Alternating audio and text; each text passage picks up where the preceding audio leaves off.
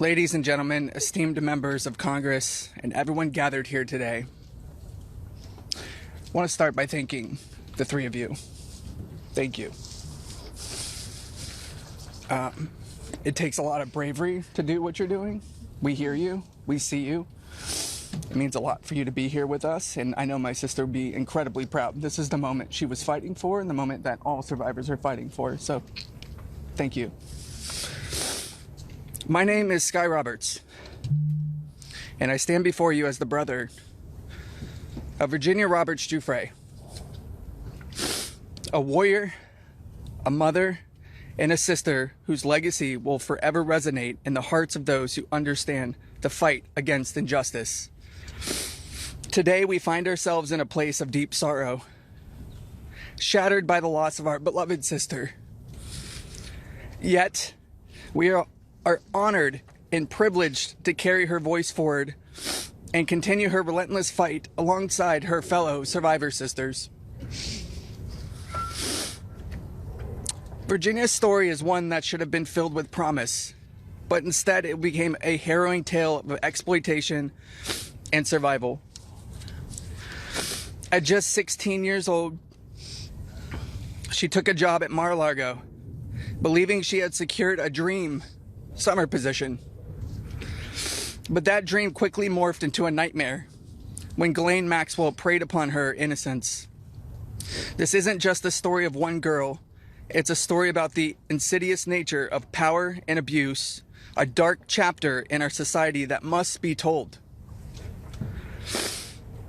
Virginia was no stranger to trauma. In her memoir, Nobody's Girl, she shares the painful truth that she had already suffered abuse at the hands of our father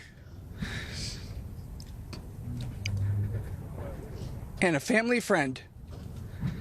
But what happened next was unfathomable. Epstein and Maxwell didn't just abuse her, they trafficked her to a network of the rich and powerful.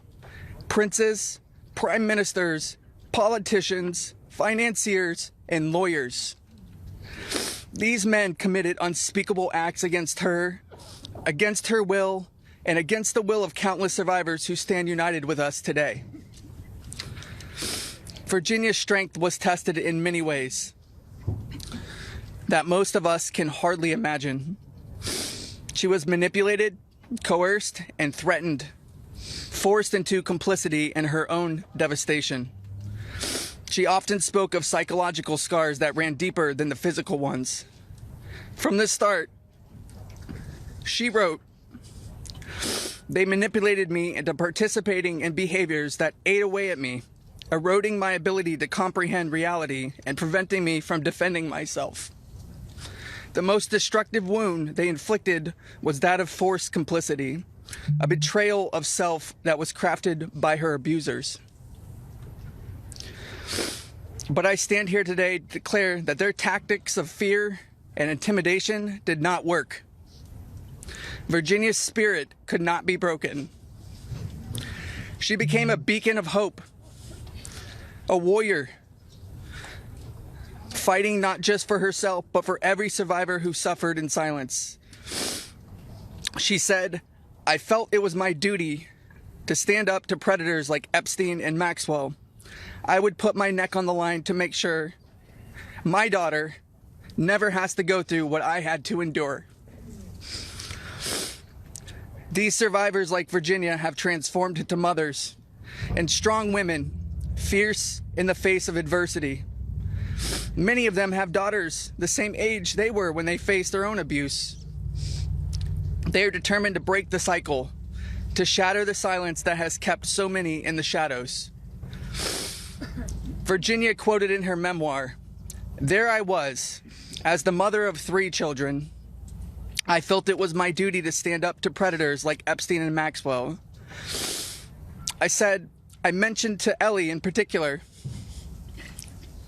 her daughter, I would put my neck on the line to make sure she never has to go through what I had to go through. I said, joining Edward's CVRA case, what I would want somebody to do for my daughter or sister and friend. In the end, I said I was just trying to do the right thing. That's what I felt like I'm doing, I said. I'm making a small dent in this big world we live in.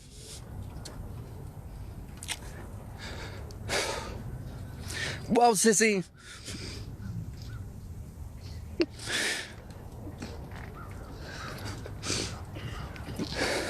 you didn't just make a small dent.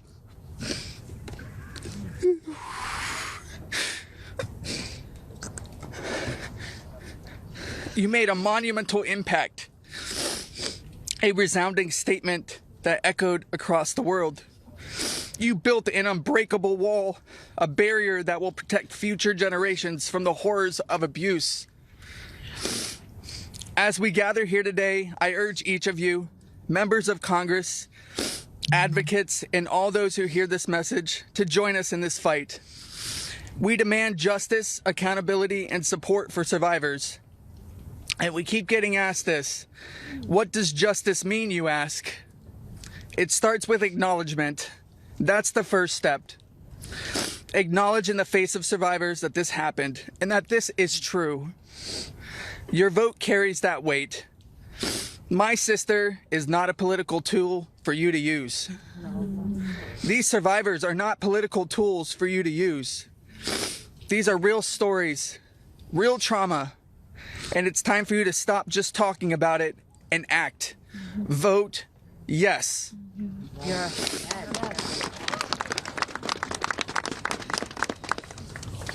Amen. Virginia's legacy is not just hers. It belongs to all of us who stand against injustice. Together, we will ensure that the voices of survivors are heard, that the truth prevails, and that the horrors of the past are never repeated. Thank you. Thank you for listening, and thank you for standing with us. Together, we will not let Virginia's fight be in vain.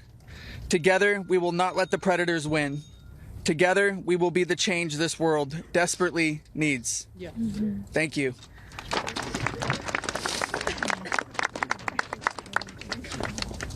It was so beautiful.